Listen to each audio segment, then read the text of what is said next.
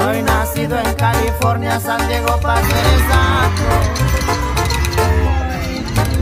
Nos vinimos para Phoenix con la mota trabajando. Soy de muy pocos amigos y yo no ando alucinando, porque lo que tengo es mío, nadie me lo ha regalado. Mi esposa y mis dos hijos, esos son lo más sagrado.